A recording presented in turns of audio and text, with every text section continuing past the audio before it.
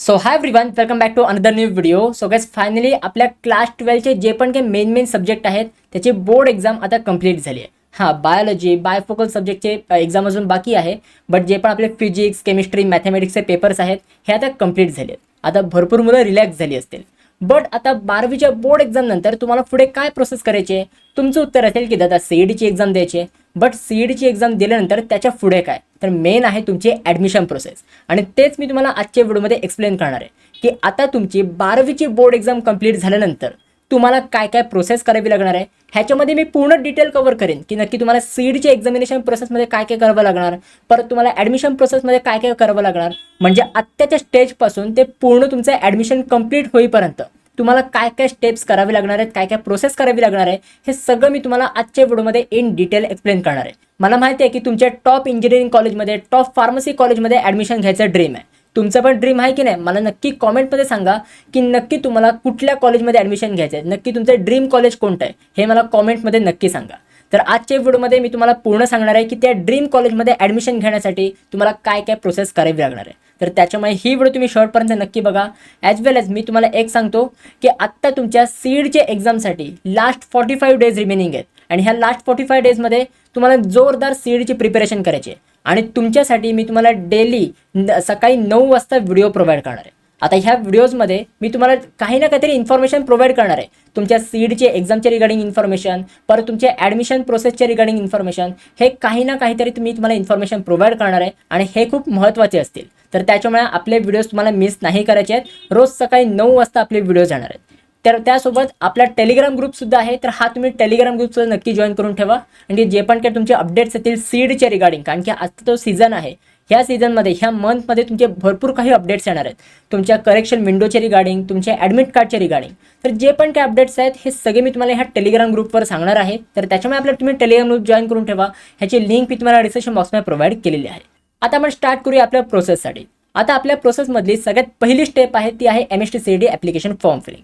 I know तुम्ही सगळ्यांनी application form feeling complete केली असेल, बट जर कोणी असा मुलगा असेल ज्याने अजून ॲप्लिकेशन फॉर्म फिलअप नाही केला आहे, तर तुमच्यासाठी एक गुड न्यूज आहे, कारण की सीईडी सेलनी तुमच्या ॲप्लिकेशन फॉर्म फिलिंगचे डेट्स एक्सटेंड केले आहेत.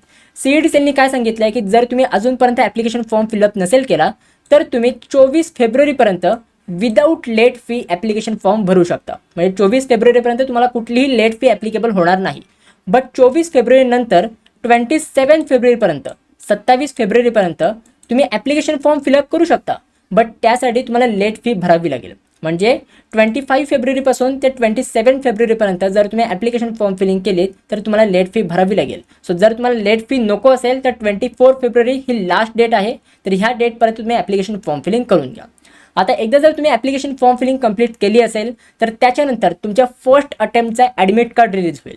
तुमचं PCM ग्रुपचे ॲडमिट कार्ड येईल, PCB ग्रुपचे ॲडमिट कार्ड येईल, आणि हे फक्त फर्स्ट अटेम्प्टसाठी असेल, कारण की सेकंड अटेम्प्टचे ॲडमिट कार्ड तुमचं वेगळं येईल. तर फर्स्ट अटेम्प्टचं तुमचं ॲडमिट कार्ड रिलीज होईल. त्याच्यानंतर तुमची सीईडीची फर्स्ट अटेम्प्टची एक्झाम होईल.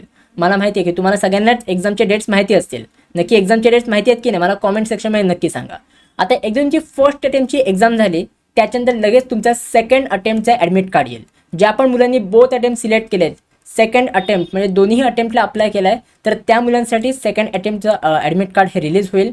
एक तुमचं ॲडमिट कार्ड रिलीज झालं तर लगेच तुमच्या सेकंड अटेम्प्टची एक्झाम होऊन जाईल. आता हे ॲडमिट कार्ड कधी रिलीज होतं तर लक्षात घ्या की तुमच्या MST CETच्या एक्झामच्या 10 ते 15 दिवसाआधी ॲडमिट कार्ड रिलीज होत असतं. आत्ता लगेच एवढा लवकर ॲडमिट कार्ड रिलीज नाही होणार. जेव्हा पण तुमची एक्झाम असेल त्याच्या 10 ते 15 दिवसाआधी तुमचं ॲडमिट कार्ड रिलीज होत असतं. आता एकदम तुमची सेकंड अटेम्प्टची एक्झाम झाली तर त्याच्यानंतर लगेच तुमचे आन्सर की आणि रिझल्ट हे तुमचे डिक्लेअर होतील. आता सीईडी सेल ह्या वर्षी आन्सर की कधी रिलीज करते, फर्स्ट अटेम्प्टची आन्सर की हे आपल्याला बघावं लागेल, बट त्या रिगार्डिंग मी तुम्हाला अपडेट प्रोव्हाइड करत राहीन, त्याचं काही पण तुम्ही टेन्शन नका घेऊ. आता एकदा तुमची रिझल्ट डिक्लेअर झाला तर इथपर्यंत तुमची एक्झामिनेशन प्रोसेस कंप्लीट झाली. म्हणजे जी पण तुमची सीईडीची एक्झामिनेशन प्रोसेस आहे ही इथपर्यंत तुमची कंप्लीट झाली. ह्याच्यानंतर मेन तुमची CAP admission process, centralise admission process ही तुमची स्टार्ट होते. आता ह्या सेंट्रलाइज ॲडमिशन प्रोसेसमध्ये तुम्हाला सगळ्यात पहिली स्टेप करावी लागते ती आहे कॅप ॲडमिशन फॉर्म फिलिंगची. आता जसं तुम्ही आहे ते सीडचा फॉर्म फिलअप केलात, त्या सीडच्या फॉर्ममध्ये कसं की तुम्ही सगळी तुमची पर्सनल इन्फॉर्मेशन फिलअप केली, त्याच प्रकारे तुम्हाला कॅप ॲडमिशन फॉर्म फिलिंगमध्ये तुम्हाला सगळी पर्सनल इन्फॉर्मेशन फिलअप करायची आहे. बट ह्यामध्ये ॲडव्हान्स असणार आहे, तुमचे अजून डिटेलमध्ये तुम्हाला विचारलं जाणार आहे. तुमचे जे पण काय पर्सनल इन्फॉर्मेशन आहे हे अजून डिटेलमध्ये तुम्हाला ह्या ॲडमिशन फॉर्म फिलिंगमध्ये एंटर करावी लागतील. प्लस त्याच्यासोबत तुम्हाला डॉक्युमेंटसुद्धा अपलोड करावे लागतील. जसे की आता सीईडची एक्झामसाठी तुम्ही कुठलेही डॉक्युमेंट अपलोड नव्हते केलेत, जस्ट तुम्ही एक आधार कार्ड अपलोड केलं होतं. बट कॅपराऊंडच्या वेळी जी पण ॲडमिशनसाठी ॲप्लिकेशन फॉर्म फिलिंग होईल तर त्याच्यासाठी तुम्हाला सगळे डॉक्युमेंटसुद्धा अपलोड करावे लागतील. आता हे डॉक्युमेंट तुम्ही अपलोड केल्यानंतर ते डॉक्युमेंट तुम्हाला व्हेरीफायसुद्धा करून घ्यावे लागतात. येस, तुमचं डॉक्युमेंट व्हेरिफिकेशन होतं. भरपूर मुलांचे डॉक्युमेंट्स ह्या स्टेपमध्ये रिजेक्ट होतात आणि त्या मुलांना ॲडमिशन म्हणजे कॅपराऊंडमध्ये त्यांना पार्टिसिपेट नाही करता येत. तर त्याच्यामुळे तुमच्याकडे जे पण डॉक्युमेंट्स जे पण तुम्हाला रिक्वायर्ड आहेत हे सगळे तुमच्याकडे अवेलेबल आहेत की नाही हे मला कॉमेंट सेक्शनमध्ये नक्की सांगा. जर तुम्हाला कुठले डॉक्युमेंट रिक्वायर्ड असतात, जर तुम्ही ओपन कॅटेगरीमध्ये असाल, जर तुम्ही रिझर्व्ह कॅटेगरीमध्ये असाल, तर ह्या सगळ्या मुलांसाठी कुठले डॉक्युमेंट रिक्वायर्ड असतात तुमच्या ॲडमिशनसाठी, तर त्यावर जर तुम्हाला एक व्हिडिओ पाहिजे असेल तर तेही मला कॉमेंट सेक्शनमध्ये सांगा. मी नक्की तुमच्यासाठी ती व्हिडिओ प्रोव्हाइड करेन. आणि लक्षात घ्या की आत्तापासूनच तुम्ही डॉक्युमेंटला अप्लाय करा, कारण की हे जे डॉक्युमेंट आहेत हे यायला खूप वेळ लागतो. भरपूर मुलांचं ॲडमिशन डॉक्युमेंटमुळे कॅन्सल होतं, तर त्याच्यामुळे तुम्ही अवेअर राहा. आत्तापासून मी तुम्हाला अवेअर करून ठेवतो आहे. मी तुम्हाला लिहून देतो की आत्ता जरी मी एवढं सांगतोय ना तरी भरपूर मुलं ॲडमिशन प्रोसेसच्या वेळी माझ्या व्हिडिओ खाली कॉमेंट करतीलच की दादा डॉक्युमेंटमुळे माझा फॉर्म रिजेक्ट झाला आहे. तुम्ही लक्षात घ्या. तर त्याच्यामुळे तुमच्यासोबत असं नको व्हायला, तर त्यामुळे तुम्ही सगळे डॉक्युमेंट्स रेडी करून ठेवा. आता एकदा तुमचं सगळं डॉक्युमेंट व्हेरिफिकेशन सक्सेसफुल झालं तर त्याच्यानंतर तुमची एक मेरिट लिस्ट येते. मेरिट लिस्ट म्हणजेच काय की तुमचे एक रँक येतात की जेवढ्या पण मुलांनी इंजिनिअरिंगच्या कॉलेजेसमध्ये ॲडमिशन घेण्यासाठी अप्लाय केलं आहे तर त्या मुलांपैकी तुमचा रँक किती आहे, तर तो रँक तुम्हाला ह्या मेरिट लिस्टमध्ये समजतो. भरपूर रँक असतात, तुमच्या कॅटेगरी वाईज रँक असतो, परत तुमच्या स्टेट वाईज रँक असतो, डिस्ट्रिक्ट वाईज रँक असतो, हे भरपूर सारे रँक्स असतात. हे मी येणाऱ्या व्हिडिओमध्ये सगळं सांगेन, त्याचं तुम्ही टेन्शन घेऊ नका. आता एकदम तुमचे रँक्स डिक्लेअर झाले तर त्याच्यानंतर इकडे तुमची एक मेन स्टेप सुरू होते जी आहे ऑप्शन फॉर्म फिलिंग. आता ऑप्शन फॉर्म फिलिंग म्हणजेच काय, तर इथेच आपला मेन गेम सुरू होतो. हे ऑप्शन फॉर्म फिलिंगमध्ये तुम्हाला सगळी कॉलेजची लिस्ट अपलोड करावी लागते.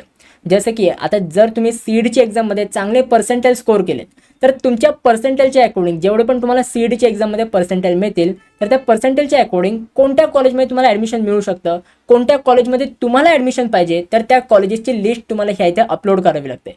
आणि एकदम प्रेफरन्स वाईज नक्की तुम्हाला पहिल्या नंबरला कुठलं कॉलेज पाहिजे, पहिल्या नंबरला मला COEP पाहिजे, सेकंड नंबरला कुठलं पाहिजे, सेकंड नंबरला मला VJTI पाहिजे, थर्ड नंबरला कुठलं पाहिजे, थर्ड नंबरचं कॉलेज तुम्हाला एंटर करावं लागतं. एकदम प्रायोरिटी वाईज एकदम प्रेफरन्स वाईज तुम्हाला कॉलेज लिस्ट अपलोड करावी लागते. जर ह्याच्यामध्ये तुम्ही काही चुकी केली तर तुमचा जो फॉर्म आहे हा तुमचा एकदम चुकीचा सबमिट होतो आणि तुम्हाला चुकीच्या कॉलेजमध्ये पण ॲडमिशन मिळू शकतं. तर त्याच्यामुळे तुम्हाला ऑप्शन फॉर्म फिलिंग एकदम नीट कंप्लीट करायचे. ऑप्शन फॉर्म फिलिंग झाल्यानंतर त्याचा तुम्हाला एक रिझल्ट मिळतो, कॅपराऊंड म्हणजे सीट अलॉटमेंटची एक रिझल्ट मिळतो तुम्हाला. त्या सीट अलॉटमेंटमध्ये तुम्हाला समजतं की नक्की तुमचं कुठल्या कॉलेजमध्ये ॲडमिशन झालं आहे, नक्की तुम्हाला जे पण तुमचं ड्रीम कॉलेज आहे त्या कॉलेजमध्ये ॲडमिशन झालं आहे की इतर कुठल्या कॉलेजमध्ये ॲडमिशन झालं आहे, हे सगळं तुम्हाला सीट अलॉटमेंटमध्ये समजतं. आता हे जे तुमचे कॅपराऊंड्स आहेत हे तुमचे 4 कॅपराऊंड होतात. लकीली लास्ट इयरपासून 4 कॅपराऊंड कंडक्ट होतात.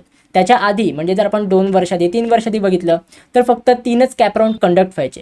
बट लास्ट इयरपासून 4 कॅपराऊंड कंडक्ट होतात. म्हणजे 4ही कॅपराऊंडमध्ये तुम्ही पार्टिसिपेट करू शकता आणि 4ही कॅपराऊंडमध्ये तुम्ही बघू शकता की आपल्याला कुठल्या बेटर कॉलेजमध्ये आपल्याला ॲडमिशन मिळते. आणि टेन्शन घेऊ नका, मी त्या स्टेपपर्यंत ह्या कॅपराऊंडच्या स्टेपपर्यंत मी तुम्हाला गाईड करणार आहे.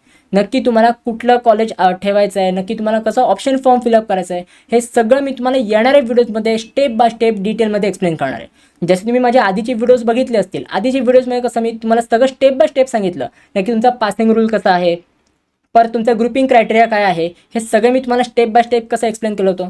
त्याच प्रकारे मी तुम्हाला येणारे व्हिडिओसुद्धा सगळे मी तुम्हाला प्रोव्हाइड करणार आहे. तर त्याच्यामुळे टेन्शन फ्री राहायचं आहे.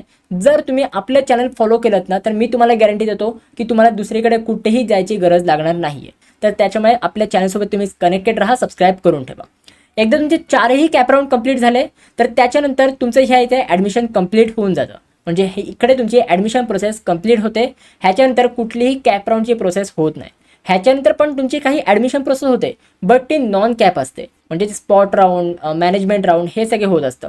बट इथपर्यंत जे पण झालं आहे कॅपराऊंड 1, कॅपराऊंड 2, कॅपराऊंड 3 आणि कॅपराऊंड 4. कॅपराऊंड 4 झालं की इथपर्यंत तुमची ॲडमिशन प्रोसेस कंप्लीट होऊन जाते. तर ही प्रोसेस मी तुम्हाला एकदम सिम्पल करून सांगितली आहे. जर मी ह्याच्या अजून डिटेलमध्ये गेलो ना तर ही प्रोसेस खूप हेक्टिक आहे.